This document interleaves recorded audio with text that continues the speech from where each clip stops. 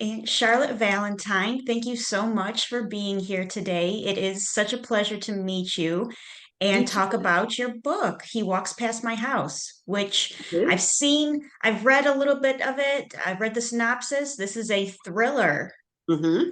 Yes, can you tell us a little bit more about the book? Well, it's unusual, which might make you think, what does that mean? It's unusual for one particular reason, which is that it's actually the first book that has been written live in terms of its first draft of the story on social media, specifically on Instagram. And so maybe more of that in a moment, because that's to do with process, I guess. But Yeah. as far as the book about, yes, it's a psychological thriller, so it sits in that genre. But it's really, I would say, more or as much psychological suspense drama.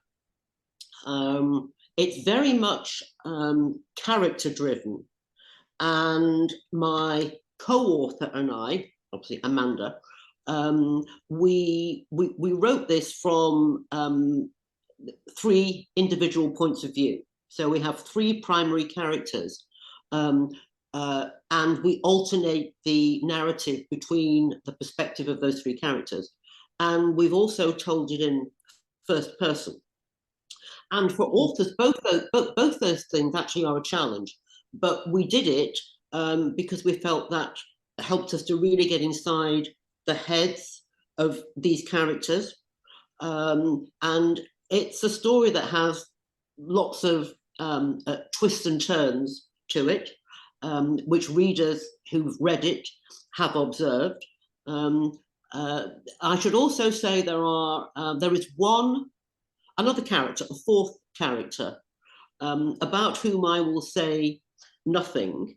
Let us just say this character makes a slightly interesting appearance, but I will say no more on that. We'll leave that to the mystery of the book.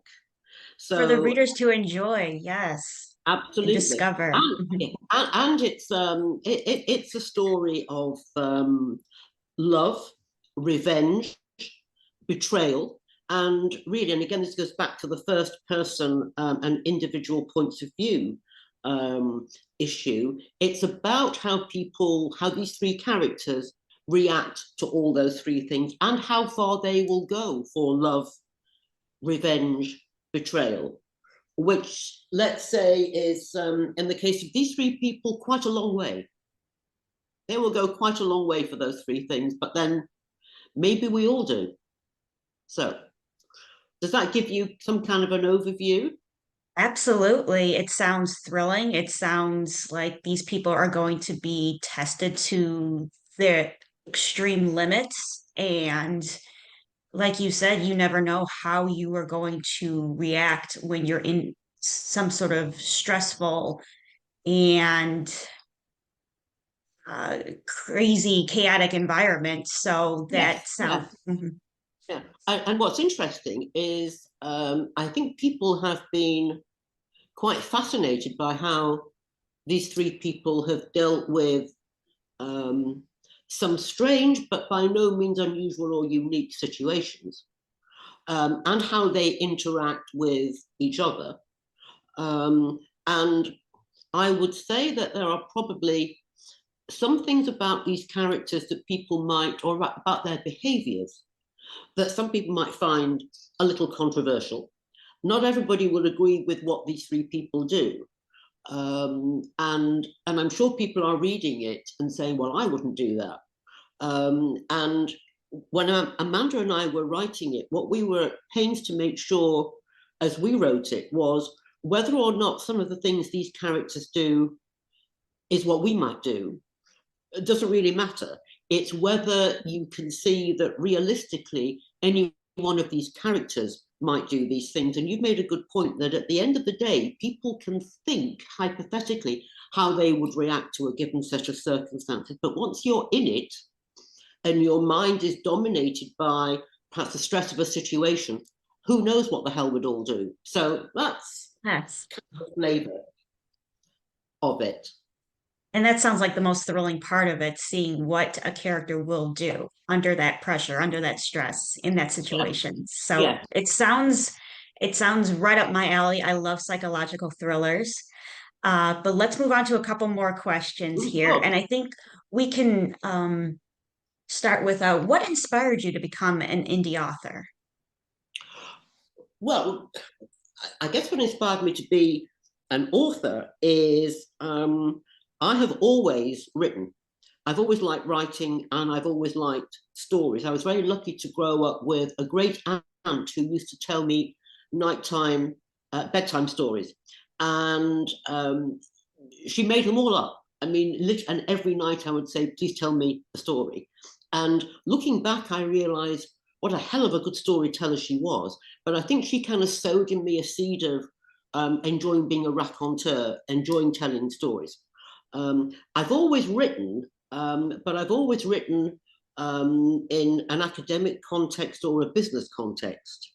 And then after I'd worked in corporate life for a while, I decided to go back into education. I did a master's degree in English, and so obviously read a lot for that. And at some point, I thought I should write a book myself. What was interesting where the challenge of writing is when I told people I was doing that, they nearly all said, "Oh, you'll be really good at that." And I said, "Why?" "Oh, because you're a really good writer." And I say that not to kind of blow my own trumpet, actually quite the opposite, because what I found, although yes, they're right, I was always good at academic writing, at business writing. Once you decide to write a creative work of fiction, you are in a whole new world. And there is no guarantee whatsoever that the fact that you've written for business or academia will help you to write a book, because all of a sudden there is no stimulus, no prompts, you've got a blank page, and you've got to suddenly start filling it or tapping the screen. So I think it was inevitable I would do it at some point, but yeah, it's a challenging journey. Definitely. You're starting off with your own thoughts, not any other resource necessarily. You can do research in a subject, but it's coming from your head. So it's an Exactly. entirely different animal from Yes, academic writing, like you were saying. absolutely. Absolutely. Because Hmm.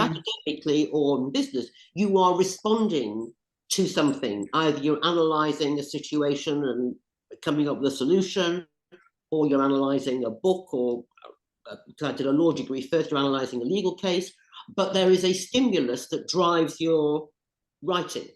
With fiction, there isn't. You've got to find it. So, Absolutely. You whole other animal. yes, totally, totally. Now, what are some of the rewards that you found of being an author? Well, it's almost the flip side of what I just said in a way. Hmm. And although it can be a bit freaky when you first look at a blank screen and think I'm going to start a story, um, at the same time, it's incredibly exciting um, to think, I'm starting from a blank page. Eventually, if I keep going long enough, when I've typed 90,000 words or 80,000 words, I just might have a story and I just might have something that can be published. And that's a great feeling once you kind of get into that flow. And I mean, a lot of authors, and I'm unfortunately not one of them, is they are detailed plotters and they know exactly where they're going. I really started out with my first book having no clue where I was going, and the ultimate in pantsing. And in a way, writing a book is a little bit like setting off on a journey with no directions, and even worse, you don't even know what the end destination is, but somehow you get there. So that's Somehow you make your way through it. yeah, Mhm. yeah, yeah. And at some point, and there is an author, it may be maybe John Green, who said writing a book, it's a bit like you're driving in the dark and occasionally you see a few headlights that light your way. And if you just keep going long enough, eventually you'll get to the end point. And there's the feeling of satisfaction when you do get to that end point is almost indescribable. Or as you're building up to your end point, where suddenly the end is in sight, that's a great feeling. The worst bit is the middle bit of a book. You're halfway through and it's like you've got so much more and you're not sure Yeah, if you have it in you necessarily to get those 80,000 words like you were yeah, saying.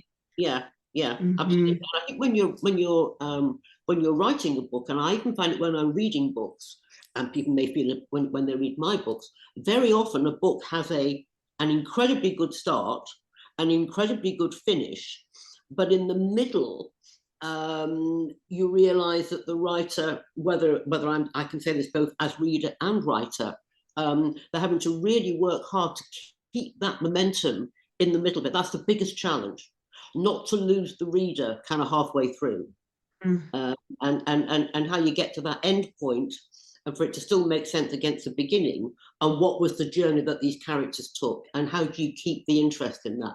Because 80 or 90,000 words is a lot to write, and it also is a lot to expect a reader to stay engaged. So Mm-hmm. you have to really, really, really think about, is every chapter serving a purpose? And when you come to edit a book, that's one of the most difficult things you have to do. And at some point, you have to go through. You've got to slash and burn. If it's not adding to the story, it's got to come out, and that's really hard to do. That's really hard to do. Mm-hmm.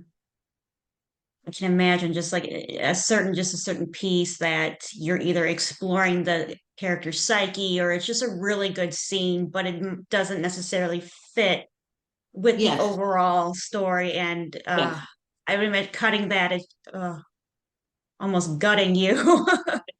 absolutely. Mm, And what the only way you can do it, when you're a new author, you really don't want to do it. You really, really, really don't want to do it. But everything you read, everything people says you've got to do it. mhm, So all you can do is kind of, copy and paste it into another file. So at least you've got it. You think, well, these words aren't completely gone. They may get mhm. used somewhere else. Then you got to go back and you just got to hit the delete button. Da, da, da, da, da. Horrible feeling. Horrible feeling. You need oxygen after that, So, I believe you. but it's fun. Mhm. So we have few more questions, but I do want to go back to the unique way that you and Amanda wrote this story. You said the first portion of it was written live on Instagram. Can we talk about that? Yeah, well, the whole story was. The whole Um, story. Very briefly, Charlotte is sitting actually where she sits now, at 1 a.m., literally on Sunday morning, Saturday night, Sunday morning, about 3 years ago, 2.5, 3 years ago. And I'm on Instagram, as you do in the early hours of the morning, and I'm scrolling through. And long story short, I come across, out of the blue, on my feed, a song by someone called Amanda Hopewell, and it was called Lost Without You. And I played this song, and for a whole variety of reasons, this song really resonated with me. And unusually, because I didn't know who Amanda Hopewell was, I hit like on the story, and said, hey, I've really enjoyed this track. It just hit the spot. Your words are great, the lyrics are great, blah, blah, blah. She messaged me back, and we just got chatting. Obviously, she was a songwriter, although she's written plays and poems. I just published my first novel and a book of stories. So we got chatting. And over the course of the next couple of weeks or so, we decided that we would collaborate on a writing project. And the idea was, it started out as kind of a writing challenge that we would just write alternating pages. She would start off, she'd write a page and she'd post it on Instagram. And then I would follow up with another page. And that's exactly what we did. So she didn't know what I was going to write. I didn't know what she was going to write. And we just kept throwing surprises at each other. We had no idea where it would go. Our followers liked it. They gave us great feedback on it. And we just kept going. And about 300 or so posts later, we had a complete story. That's amazing. I've never heard of that being done before, and that's amazing. You two could work together, throwing pages back and forth essentially, and just coming up with a narrative between the two of you. And Exactly. Yeah. mm, What happened was when we got, oh, we were at least a third of the way through actually, before we started, if you like, comparing notes, because we suddenly realized what we'd got here was not just a writing challenge, we potentially had a book here. So then we did have to realistically start to have some kind of rough roadmap of where we were going. But even then, one of us would come up with something that was completely out of left field and throw it to the other one. And I think that gave it a spontaneity and an authenticity. And one kind of final point, eventually we were having WhatsApp dialogues like this, so we were virtually meeting face to face, but we did not meet in person until after the book was finished. oh, what a Uh, meeting that must have been. yeah, and it was in Just Spain, which is where my home is at the moment. I'm in London, but my home is in Spain. So it was actually Amanda came to Spain with her family for a holiday, and we met there on a very hot day in May.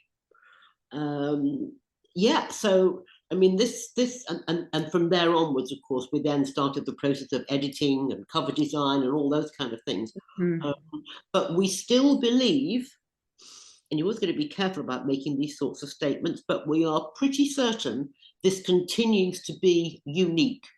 Nobody's done it before, nobody's done it since. So it was the ultimate in a high risk way to write a book in some respects. So there was no guarantee that we would work well together, that our ideas would be in sync, that the writing would flow, that our styles would gel. But the feedback we're getting from people suggests that they did. So absolutely. And here you are with a published book with Amanda. So it worked. And it's again, it's so unique.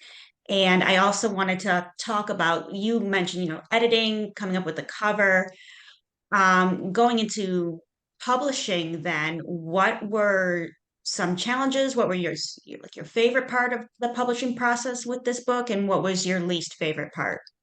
um, well, publishing is a challenge, whichever way you do it, whether you go the traditional route, whether you go the independent route, whether you go a hybrid route, then there are lots of options. But the challenges are, in a way, broadly speaking, the same, whichever those, I mean, whether you're indie or traditional, in a way, that's just process, right? All the other elements are identical between the two, really. I suppose one of the most fun parts is the cover design, because the cover really, as a challenge to do it actually, but we eventually were lucky to find a great cover designer, Nick Castle, who designed the cover, because once you've got your cover nailed, you keep looking at it. It keeps being your motivation to get the product published. So that's a nice feeling, and seeing the idea of the book visually come to life in a cover. So Mhm. that's great. Um, the challenges are making sure that the content of your book is really, really well edited, that it's accurate, that it's formatted correctly. Because if you have any problems with any of those technical aspects, it destroys the content of the book. So that Mm, takes a lot of work and a lot of time. And it's basically just day after day after day, checking, cross-checking, checking the continuity. mm, It's very easy to say someone's in a green dress in chapter 3 and in chapter 5 on the same day they rock up in a red one, right? mhm, Um, that's not the best example. That happens more if you've got gaps in chapters and suddenly you realize you've said something in chapter 28 that's inconsistent with chapter 14. That mm. takes, and the only way you can do that is go over it and over it and over it and over it. So that bit's tough. But every time you edit, you feel you're improving the book. So in a way, Mhm. it's kind of a nice thing to do, but it's also an essential. But that again is another big challenge. And then just the technicalities of the publishing process. Publishing is a minefield. I mean, it really is. Mhm. Um, but for all of that, the moment that the book hits the press and you hold it in your hand and per, um, that's a that's an incredibly satisfying feeling. But the most satisfying feeling is when you start getting feedback from readers. Mhm. And of course, initially, of course, you get feedback from some friends, some family. But of course, lovely though that is, it's not indicative of how good is your book, because friends and family are always going to say, "Oh, I think it's really, really good." The Mhm. real feedback comes when you see on either Instagram or your other social media or on Amazon a review from somebody who you don't know. You have no idea who this person is. All you know is they've bought your book and they've said they like it. And when you see the first one of those, that's probably the pinnacle of feeling satisfied at what you've done. That's a great feeling. Mhm. Complete stranger connecting with your words Yes, and giving you a positive review. yes, Yeah, I would think that's just the ultimate reward for being an author and having the guts to follow through with your writing, believing in it, struggling through the editing process, getting it out there, and finally getting it in the hands of someone you don't know, correct. but they loved it. Yes, yeah, yeah. Makes all the hours, endless hours worth it. Yes, and the Instagram community, I have to say, and people have their criticisms of social media, and it has its negative side, clearly. But for the most part, well, certainly when we were writing the book live, the feedback and the support we got from people was, Rachel, it was off the chart. Ah, It really was. And we'll be ever eternally grateful for that. And when people have posted reviews on Instagram and they've tagged us, it's great to go back to those people and say, "Hey, I'm, so thrilled at what you said. This feedback means everything to us." And then actually start building a relationship with some of those people because they comment back, and then I might DM them and say, "Look, that's so nice of you," because mm, you didn't have to do this, because nobody does. mm, It's very easy when you've written a book to because you're excited about it, to almost make a working assumption. Well, the whole world will want to read my book, or in this case, our book. Of mm. course, they want it. Well, the reality is there are a hell of a lot of very, very, very good books out there, and readers have a lot of choice. So if somebody chooses to read yours, um, that's a real privilege in a way as the author, that people have chosen to read your book because they didn't have to. This is a wonderful interview. This has been really very eye-opening, and I have really enjoyed talking to you about your unique process with Amanda and all the fun it sounds like you've had with her too.